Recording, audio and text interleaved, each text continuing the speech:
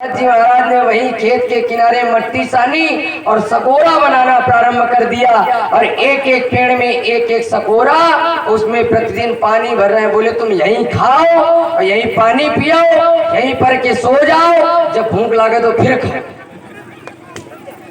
अब पंछियों की आदत होती है ना कि जब खेत में खाते हैं तो वो आपस में झगड़ा करना प्रारंभ कर देते हैं। तो भरत जी महाराज क्या बोले? भरत जी महाराज बोले तुम कतई चिंता न करो, ये तुम्हारा ही खेत है, खूब खाओ पियो, तुम्हें यहाँ कोई रोकने टोकने वाला नहीं है। भैया पश्चिम की चुगाई, ऐसी चुगाई करी कि पूरे खेत में एको दाना नहीं बचा, सब सफा चल। अब सौतेले भाइयों ने विचार किया, ये हमें बड़ी बड़ी चर्चाएं सुनने को मिल रहा है कि बहुत बढ़िया मकाई की फसल है। इस बार तो भरत था, अपना भाई था, खुद रखवाली अच्छे से किया होगा। अब सभी भाइयों ने साफा बांधा। बोले वो तो पागल ठहरा, बता भी नहीं पाएगा कि फसल पक गई, कटवाओ चलो देख ले चल करके। अब पांचों भाइयों ने धोती कुर्ता पहना, बांधा साफा लिया हाथ में लठिया। पहले का हम लोगों का वस्त्र धारण करने की असली वस्त्र हम लोगों की यही है, पहले जमाने की वेशभूषा यही थी। आज सौतेले भाई चले आ रहे हैं खेत की तरफ। अब ध्यान से सुनना सभी लोग। अब सौतेले भाई चले आ रहे, एक भाई ने कहो ए भैया यार हमें फसल तो बड़ी तगड़ी जबरदस्त दिखाई पड़ रही, देखो कितनी बढ़िया फसल खड़ी है। दूसरा भाई रोमन लगो, बोलो तुम्हें फसल अच्छी लग रही और हम सांसें नहीं ले पा रहे, हमें ऐसा लग रहा हो कि सारा भुट्टा में एको दाने नहीं सफेदी झलक रही। बोले तुम तो भरत से बस जला करते हो, इसीलिए भरत की बुराई करते हो। अब जैसे ही सौतेले भाई खेत के नजदीक आए और देखा कि सारे खेत में बावरों के भांति घूम आए, एक भी कहीं मकाई का दाना नहीं दिखा। अब भैया भाइयों को क्रोध आ गया, अरे कहाँ है, इधर आ। अरे मैंने तुझे यहाँ पर रखवाली के लिए रखा था। अरे शुक्र है भगवान का कि गेहूं की फसल नहीं थी, मकाई की फसल थी। अगर गेहूं की फसल होती तो हम लोग भूखे मर जाते।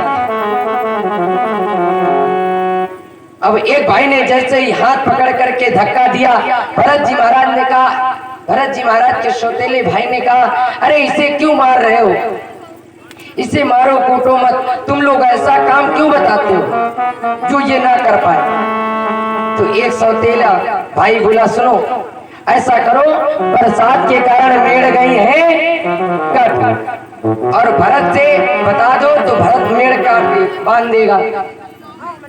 तो आज भरत जी महाराज को एक भाई माने भाई काम बता करके जैसे ही चलने लगे, दूसरा भाई बोला भैया अब इतना कुछ देख चुके हो, अब तुम लोगों का चैन नहीं, अरे थोड़ा कम से कम मेड़ बांध के बता तो दो कि मेड़ कैसी होती है। बोले हाँ बात बिल्कुल सही कह रहा है। अब भरत जी महाराज देखिए ध्यान से सुनना, भरत जी महाराज को काम बता करके सौतेले भाई चले आए। और भैया जैसे ही भरत जी महाराज आज वहां से गए, भरत जी महाराज के सौतेले भाई जैसे ही वहां से गए, अब भरत जी महाराज ने रखा कंधे में फोड़ा।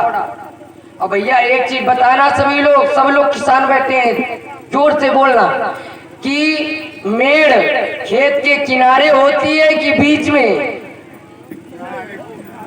इनके घर में बीच में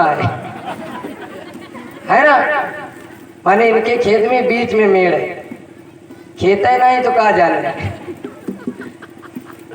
माने खेत के किनारे किनारे मेड़ होती है। अब भरत जी महाराज ने रखा कंधे में फोड़ा और आ गए खेत के बीचों बीच। और भैया इतना खोदो कि पानी निकल आओ, मेड़ बना रहे।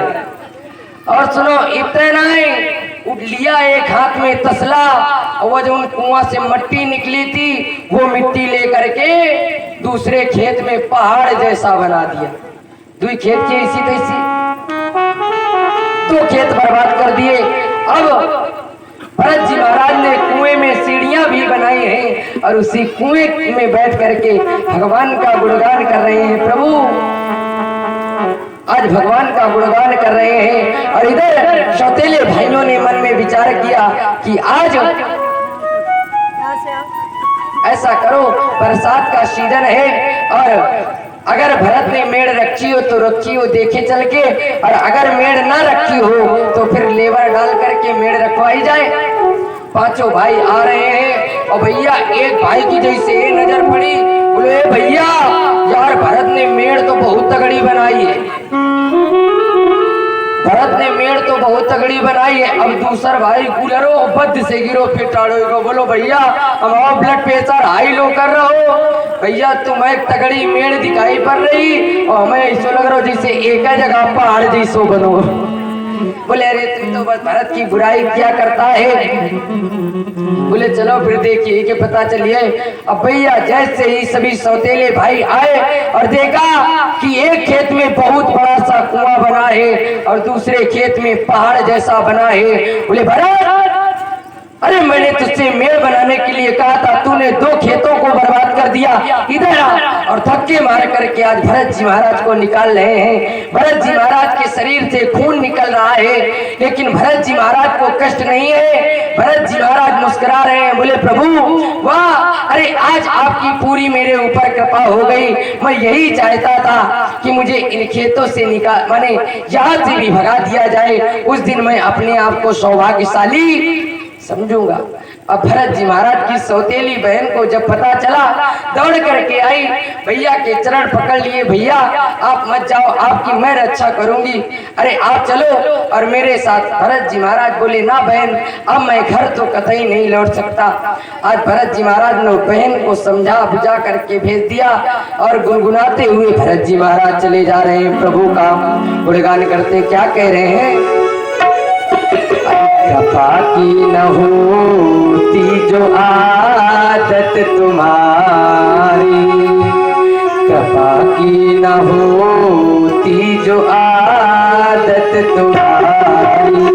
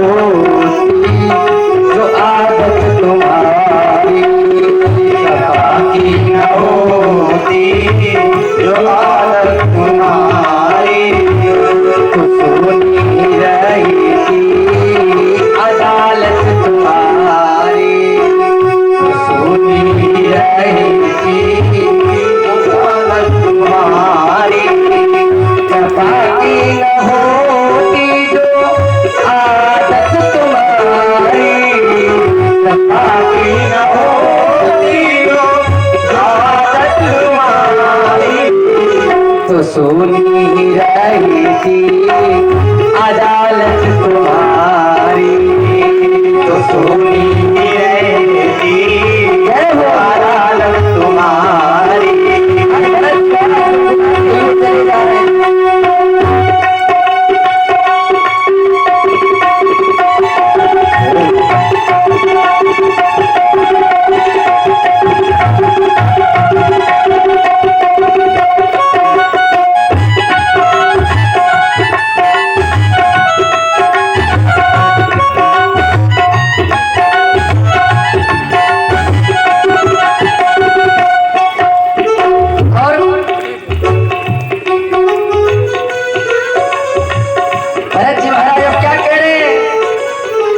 जो तीनों के दिल में जगह तुम न पाते, जो तीनों के दिल में जगह तुम न पाते, जो तीनों के दिल में जगह तुम न पाते, जो तीनों के दिल में जगह तुम न पाते, तो किस दिल में हो हिफाजत तुम्हारी, तो किस दिल में होती हिफाजत तुम्हारी। न होती तो आदत तुम्हारी।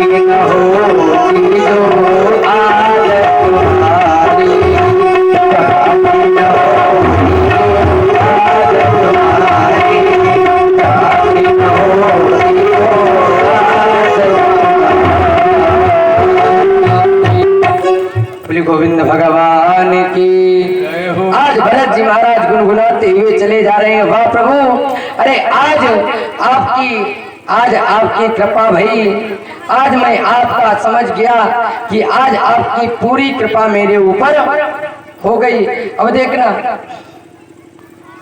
भैया, भरत जी महाराज इधर से चले आ रहे हैं और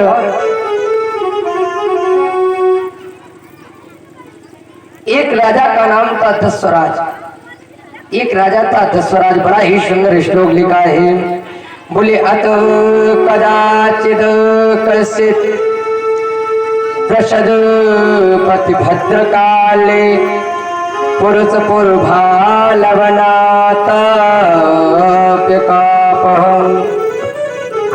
एक दस्वराज नाम का राजा था और उसके कोई भी संतान नहीं थी। तो वो भद्रकाली मैया के पास में गया और बोला, हे माँ, आप मुझे एक पुत्र दे दो और अगर मुझे पुत्र की प्राप्ति हो जाएगी तो मैं आपके श्री चरणों में एक पुत्र की बलि, माने एक मनुष्य की बलि चढ़ाऊंगा। अब माता भद्रकाली मैया की कृपा भई, उससे दस्वराज को एक पुत्र की प्राप्ति हुई। अब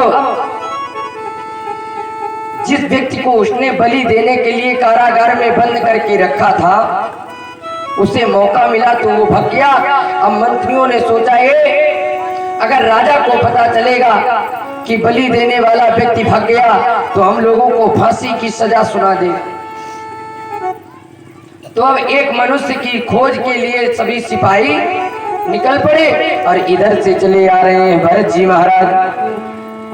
जैसे ही भरत जी महाराज चले आ रहे हैं, पकड़ लिया भरत जी महाराज को। बोले, ये ब्राह्मण है और मोटा ताजा है। जब भद्रकाली मैया के श्री चरणों में इसकी बलि चढ़ाई जाएगी तो भद्रकाली मैया ज्यादा अधिक प्रसन्न होंगी। आज भरत जी महाराज का पकड़ा हाथ, भरत जी महाराज ने कुछ पूछा, बताया नहीं कि आप मुझे कहाँ ले जा रहे हो, किस लिए ले जा रहे हो। भरत जी महाराज का पकड़ा हाथ और ले आए और नहलाया धुलाया, इत्र चमेली का तेल इत्यादि लगा करके भरत जी महाराज को नीचे को सर करके और भद्रकाली मैया के नीचे बैठा दिया। लकड़ी की बहुत बड़ी मूर्ति थी। आज भद्रकाली मैया की लकड़ी की मूर्ति और सभी दस्वराज के सिपाहीगण जय जयकार की गूंज कर रहे हैं, जय जयकार की गूंज कर रहे हैं। और इधर भद्रकाली मैया ने मन में विचार किया, क्या ये लोग, ये राजा अपने सैनिकों से इस निर्दोष ब्राह्मण की बलि चढ़वा देंगे? ऐसा नहीं होने दूंगी, हाहाकार मचा दूंगी, चारों तरफ जल ही जल दिखाई पड़ेगा, मैं सभी को नष्ट कर दूंगी। और अगर एक ब्राह्मण बालक की अगर बलि चढ़ाई गई तो मैं हाहाकार मचा दूंगी। आज जैसे ही जय जयकार की गूंज भरत जी महाराज के कानों में पड़ी, आज जैसे ही कानों में आवाज सुनाई पड़ी जय जयकार के गूंज की, भरत जी महाराज ने आज जैसे ही अपना मुख उठा करके ऊपर को देखा, नेत्र खोली, देखा कि एक काला कजराला तरण आदमी हाथ में लिए तलवार और खड़ा है और मेरी बलि चढ़ाई जाने की तैयारी है। भरत जी महाराज की आंखों से अश्रु की धार बहने लगी। वाह प्रभु, अरे आज तो मैं इस लायक तो कम से कम मैया हुआ कि आपके श्री चरणों में मेरी बलि चढ़ाई जाएगी। और जैसे ही दस्वराज की आज्ञा पाया, चढ़ा दी जाए इस मनुष्य की बलि। और जैसे ही तलवार उठाया, जैसे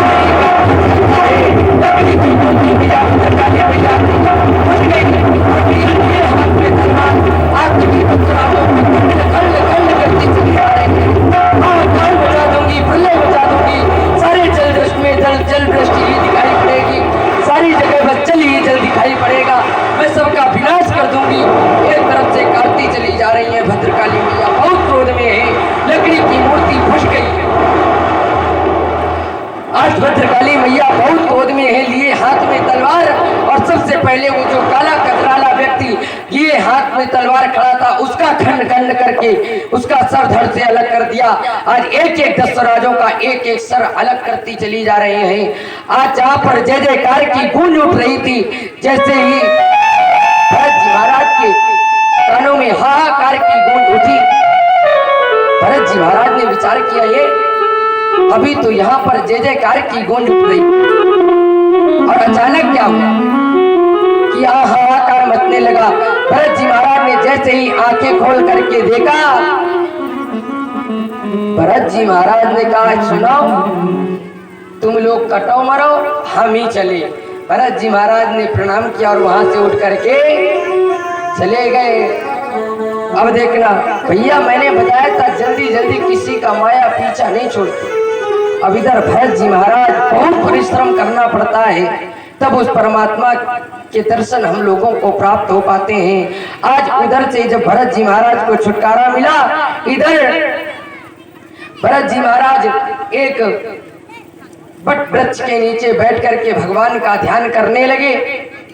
और इधर एक सिंह सौवीर देश का राजा था। कौन? उस राजा का नाम था राजा रहुगण। और राजा रहुगण का परिचित जी एक नियम था कि राजा रहुगण रोज प्रतिदिन का नियम था कि वो जाकर के जाता था कहाँ? नित्य प्रति जाया करता था कपिल मुनि के आश्रम में। किस लिए? सत्संग करने के लिए। और इसका कुछ भी बिगड़ जाए, लेकिन ये कपिल मुनि के आश्रम जाना नहीं भूलता था, सत्संग नहीं छोड़ सकता है राजा रहुगण। अब ये राजा रहुगण का एक कहार भैया पालकी से जाता है ये सत्संग के लिए। और पालकी में कितने कहार लगते हैं परीक्षित जी? पालकी में कितने कहार लगते हैं? 4। और उन 4 कहारों में से एक कहार पड़ गया बीमार। अब मंत्रियों ने सोचा ये महाराज का कुछ भी बिगड़ जाए, लेकिन कपिल मुनि के आश्रम जाना नहीं छोड़ सकते हैं, सत्संग नहीं छोड़ सकते हैं। अब क्या किया जाए? अब इधर मंत्री सभी साथ में एक मनुष्य की खोज में, कहार की खोज में निकले। अब भैया कहार तो नहीं मिला। अब इधर भरत जी महाराज मिल गए। बोले ये मोटा ताजा है और ये अकेला और हम 3 बराबर, इसी को पकड़ लो और लगा दो कहार, कहार बना दो। महाराज को क्या पता कि ब्राह्मण है कि कहार। देखिए अब भरत जी महाराज को वहां से ले आए। भरत जी महाराज ने कुछ पूछा, बताया नहीं। भरत जी महाराज चले आए और इधर भरत जी महाराज को आगे पालकी में लगा दिया अकेले और 3 कहार लग गए पीछे। राजा रहुगण आया और बैठ गया पालकी में। बोले बढ़ाई जाए पालकी। अब भरत जी महाराज ने कभी पालकी तो उठाई नहीं। भरत जी महाराज बिल्कुल धीरे धीरे धीरे धीरे कदम बढ़ा रहे, डर भी रहे। अब भरत जी महाराज डर डर के चल रहे। राजा रहुगण कर रहे, कहां हो? अरे तुम लोग आज जनानी जैसी